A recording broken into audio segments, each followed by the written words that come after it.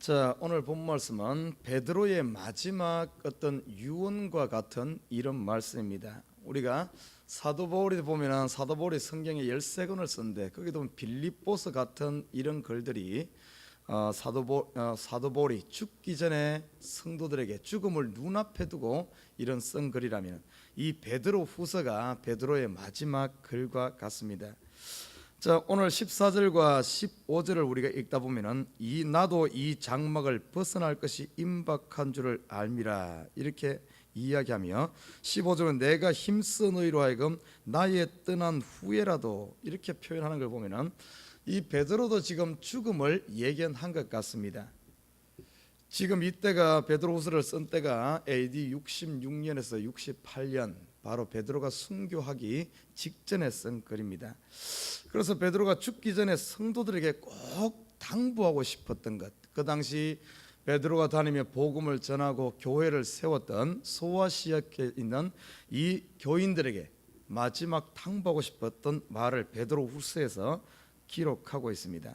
오늘 크게 보면 두 가지를 당부하고 있어요. 오늘 12절에 보면 이렇게 말합니다. 이러므로 너희가 이것을 알고 이미 있는 진리에 섰으나 내가 항상 너희로 생각하게 하려 하노라. 지금 그 당시 이 베드로 후서를 받아보는 이 성도들은 벌써 진리에 선 사람들입니다. 예수를 안 믿는 사람들이 아니라 예수 그리스도를 자기의 주로 영접하고 성도로서 어떻게 보면 살아가고 있는 이 사람들입니다. 너희가 벌써 진리에 섰으나 그러나 내가 항상 너희로 생각하게 하려 하노라 하며 오늘 그들이 어떤가 하면 진리를 항상 생각하게 하기 위해서 오늘 이 본문 말씀을 쓴 사실을 보게 됩니다. 12절부터 15절까지 세 번씩이나 강조를 합니다. 12절에도 생각하게 하려 하노라 우리 또 그리고 13절에도 너희를 일깨워 생각하게 함이 옳은 줄로 여긴다. 15절에 또 보십시오. 후반절에 보면 이런 것을 생각나게 하려 하노라. 죽기 전에 계속해서 이 말씀을 이야기한 이유는 그들이 계속해서 이 말씀을 생각하고 기억하고 깨어서 어떻게 보면 이 말씀대로 살아가고자 하는 이런 어떤 굉장히 강조하는 것을 보게 됩니다. 여러분, 신앙에는 두 가지 신앙이 있어요. 하나는 죽은 신앙이 있고 하나는 산 신앙이 있습니다.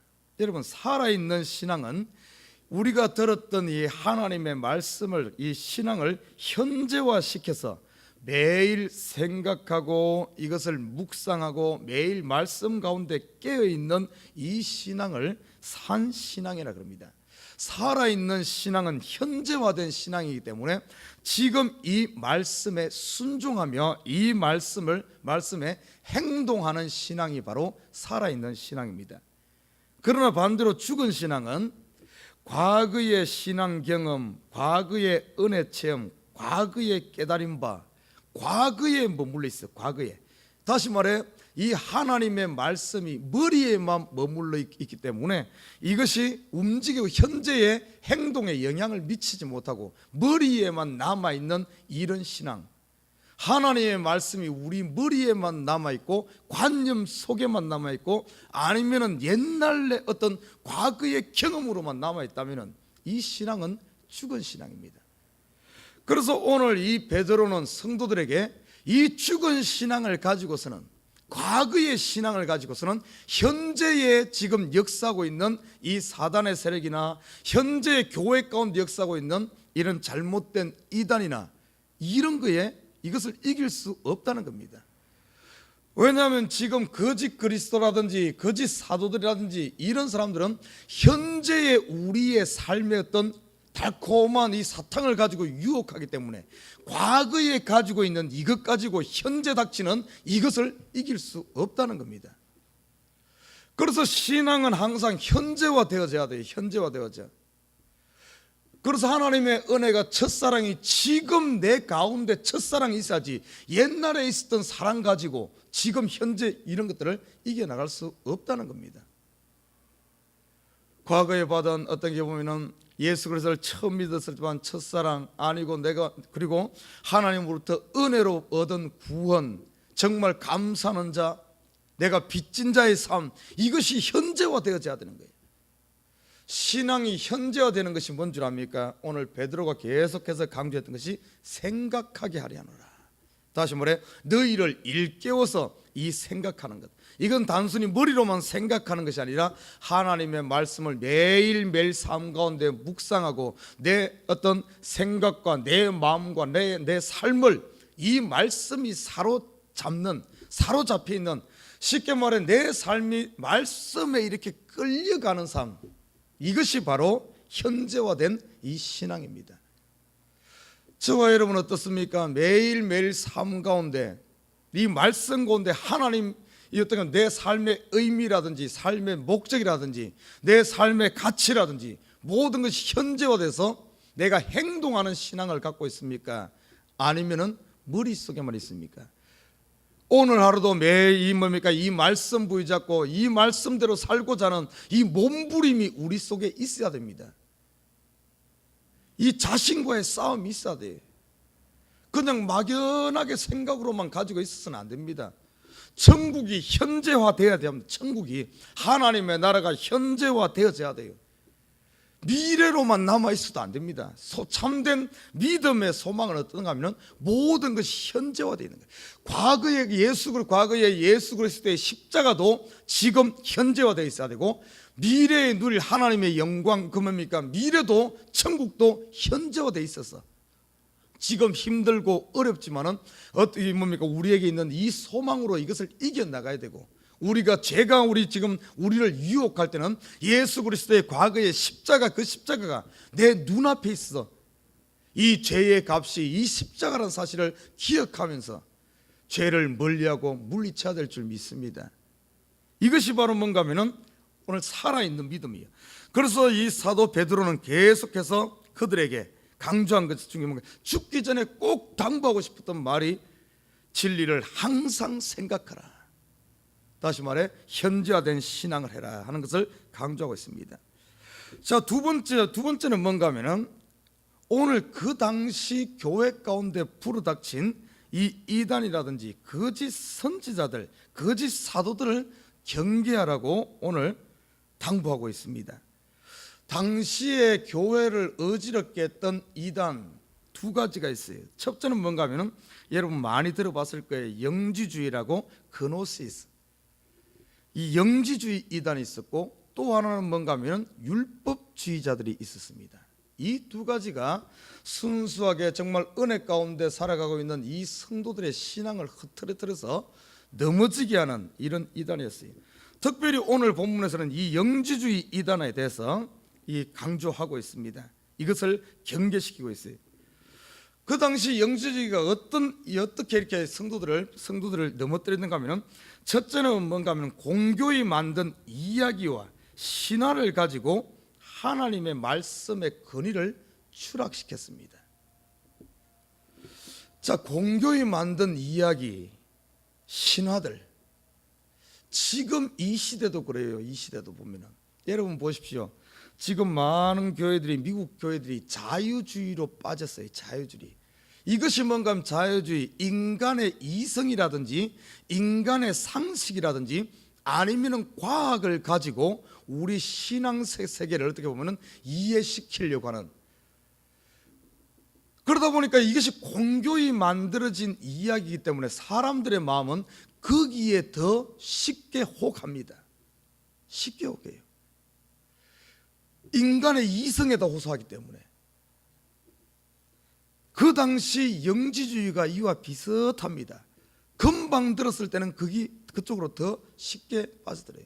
어제 신문에 보니까 미국 CNN 방송에 이 예수의 진실을 파헤친다 하며 시리즈로 해가지고 CNN 방송에서 이런 다큐멘터리 식으로 해가지고 그런 것을 보냈다 그래요. 그러니까 어떤가 하면 거기서 파헤쳐, 제가 내용은 구체적으로 다 보지는 않았지만은 그 신문에 나온 이야기를 쭉 들어보니까 어떤가 하면은 예수의 이야기를 과학적인 접근 방법을 가지고, 여러분 2000년이 지금 와서 그것을 과학적인 증거 방법으로 예수님의 이야기를 파헤치고 그게 파헤치지겠습니까? 말도 안, 접근 방법부터가 틀렸고, 여러분 이 뭡니까? 하늘의 세계를 우리가 알고 있는 일부의 이 과학을 가지고 이 넓은 세계를 안다는 것 자체가 웃기는 것 아닙니까? 꼭 이거 같아요. 여러분, 우주가 얼마나 큽니까? 이 넓은 우주를 작은 망원경경 하나 가지고 어떻게 보면은 그 세계를 다 보려고 하는 것과 똑같습니다. 기껏 해봤자 여기서 뭐 1km, 2km에 있는 물건을 조금 확대해서 보는 이 망원경 가지고 저 끝없이 펼쳐진 우주의 세계를 본다는 게 웃기는 일 아닙니까? 그런데도 보십시오. 그러면서 자기 그걸로 보이는 걸 가지고 그 한도 내에서 그걸 자기식으로 해석해내려고 하는 거예요. 그런데 우리 인간은 어떤 줄 압니까? 내가 볼 수 있고 내가 아는 것이 거기밖에 미치지 않으니까 어떻게 보면 그렇게 과학으로 접근해서 풀어내는 것이 더 맞는 것 같이 느껴집니다. 자유주의 신학교에서 푸는 방법 중에 하나가 뭔 줄 압니까? 여러분 잘 아는 모세가 홍해를 가르고 건넌 사건. 여러분 인간 이성으로는 이게 이해가 안 되잖아요. 그러니까 과학적인 방법 가지고 접근한 것이 어떤 두 가지로 가지고 접근을 했습니다. 여러분 우리 한국에 보면 진도에 보면은 달의 인력 때문에 진도 바다가 갈라지는 게 있어요. 옛날에 우리 한국에 있을 때 거기를 막 그 바다가 갈라지는 게 아니고 물이 얕은데 이게 조수 간만 때문에 물이 얕아 있을 때 거기에 바닷길이 생깁니다. 그런 것을 이용해 가지고 모세가 천문학을 연구를 많이 해가지고 그 당시 이 뭡니까 애굽이라든지 이런데 그런 게 발달되지 않았습니까? 그러니까 달의 인력 거기 갈라질 때를 잘 봐가지고 그 때를 맞춰서 이렇게 했다 이런 식으로 그것을 해석하려고 하고 또 한 가지 해석이 뭔 줄 압니까? 거기 갈대밭이 그 뭡니까 홍해가 얕기 때문에 얕은 데를 걸어가니까 무릎밖에 안 되니까 바다를 뭐 그냥 가르고 건너간 것 같다 같이 했다 이런 식으로 어떻게 보면 우리가 알 수 있는 요것만 가지고 하나님의 세계를 다 이해를 시키려고 하는 거예요. 말이 되면 그러면은 하나님이 천지 창조한 거라든지 뭐 마리아 뭡니까 동정 형태라든지 아니면 다른 수많은 성경의 이런 기적들은 어떻게 해석할 겁니까? 이런 말도 안 되는 걸 가지고 해석하면서 어떻게 보면 공교히 만든 이야기 이런 것을 가지고 풀려고 하는 그 당시 교회를 얼마나 어지럽힌지 몰라요. 지금 이 시대도 교회의 이런 거짓 이단들 주로 보면은 지식을 추구해. 그 당시 보면 이 거짓 영지주의가 지식을 추구했거든요. 지금도 보면은 많이 배웠다는 사람들, 많이 안다는 사람들, 자기만 아는 것처럼 해가지고 이 지식을 추구하면서 이런 공교히 만들어낸 과학적인 이야기 이런 걸 가지고 사람들의 신앙을 흐트러뜨립니다. 이런 것들을 주의해야 돼요. 그리고 이 신화들을 만들었는데 그 당시에 어떤 신화가 많이 있었는가 하면은 신들이 이 땅에 내려와서 신의 나라를 만든다 이런 신화들이 수없이 많았어요.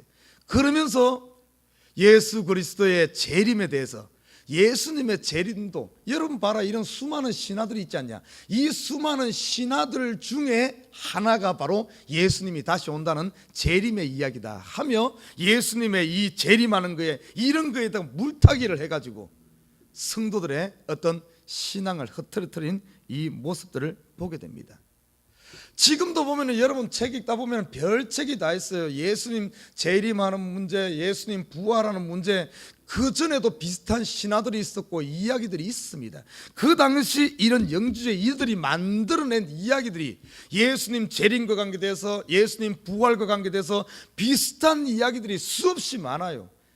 이 만들어낸 신화를 그들 교회에서 그렇게 이야기하면서 예수님의 재림을 어떻게 보면은 신화 중에 하나로 막 예수님의 이 말씀의 권위를 흐트러뜨리는 이런 일들이 많았습니다. 그리고 그들은 천사를 숭배하는 이런 것들. 여러분 이 이단들의 특징은 아니면 거짓 사도들은 시간이 지나면 다 드러납니다.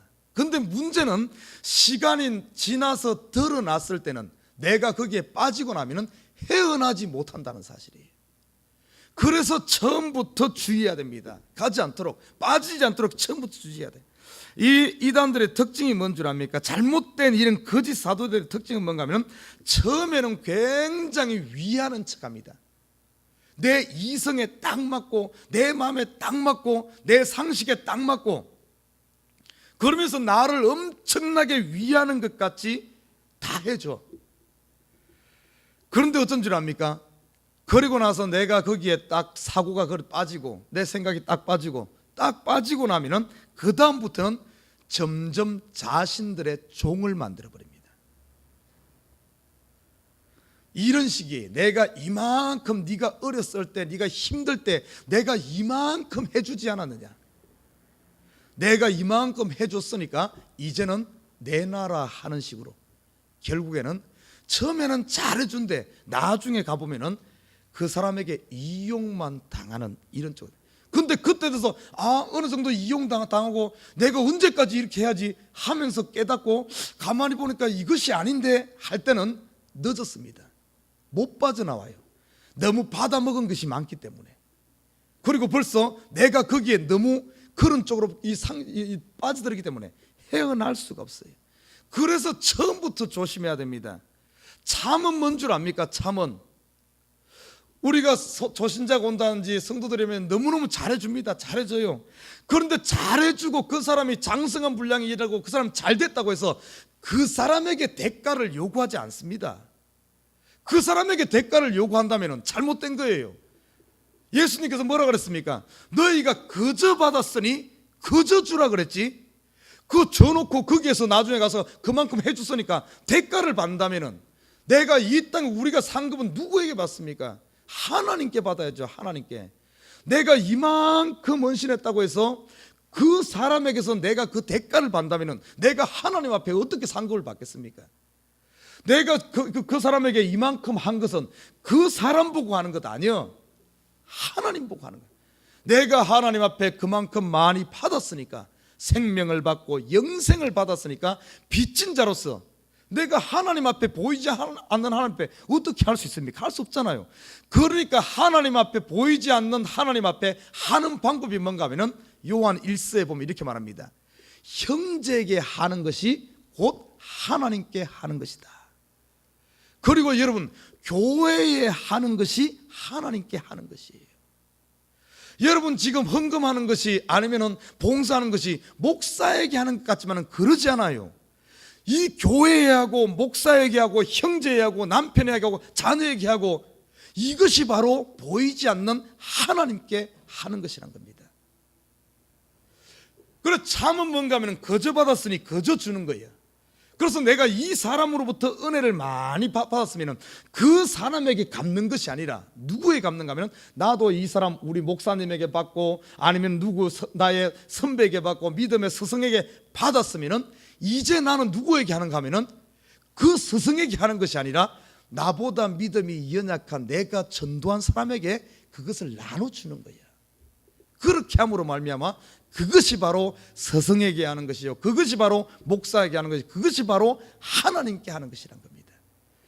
그런데 이단은 어떤 줄 압니까? 내가 이만큼 줬으니까 이제 내놔라며 그럼 자기의 종을 만들어요. 가만히 안 봐요. 그래서 이단들이 특징이 뭔 줄 압니까?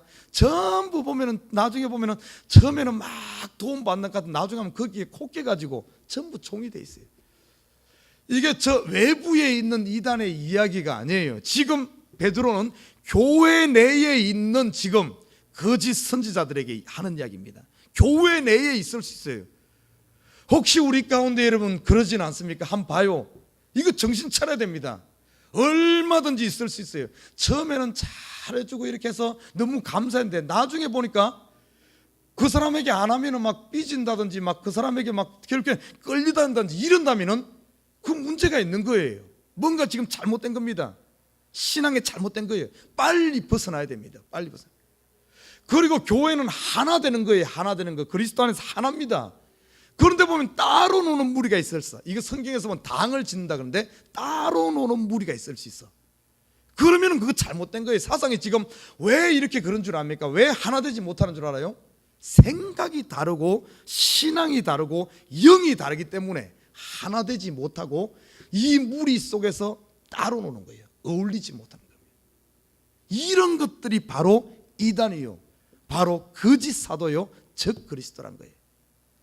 그래서 오늘 이 베드로는 앞으로 교회 가운데, 그때도 그랬지만 교회 가운데 이런 일들이 있을 수 있으니까, 얼마든지 있으니까 그것을 경계하면서 오늘 제대로 서라 하는 것이 오늘 베드로의 뭡니까? 성도들에게 하는 거예요. 그러면서 16절에서 18절은 변화사 사건을 언급하면서, 변화사 사건, 이것에 대해서는 베드로가 내가 직접 체험했다. 무엇에 대해서 이야기하는 변화산 사건 보십시오. 베드로, 요한, 야고보를 데리고 예수님이 변화산에 올라가서 변화된 모습, 그곳에서 베드로가 본 것이 뭡니까? 예수님이 인류의 영원한 메시아임을 보았고, 예수님만이 하나님이 가장 사랑하시는 분임을 보았고, 그로 인해 예수님을 통해서 하나님이 영광 받으시는 분임을 보았고, 그리고 예수님의 변형된 이 모습을 통해서 장차 영광과 존귀 가운데 분명히 재림하실 것에 대해서 베드로는 변화산상에서 보았습니다. 그래서 자기가 본 것을 이 성도들에게 가르쳐 주는 거예요. 거짓 사도들이 전하는 저것이 아니라 나는 직접 봤다. 예수님 다시 오실 것에 대한 하나님이 예수님을 선택한 메시아임을 직접 체험한 것을 이야기하고, 그러면서 한 가지 더 이야기하는 것이 뭔 줄 압니까? 체험만이 아니다. 체험보다 더 중요한 것이 있는데 뭔가 하면은 오늘 본문에 보면은 예언의 말씀이다.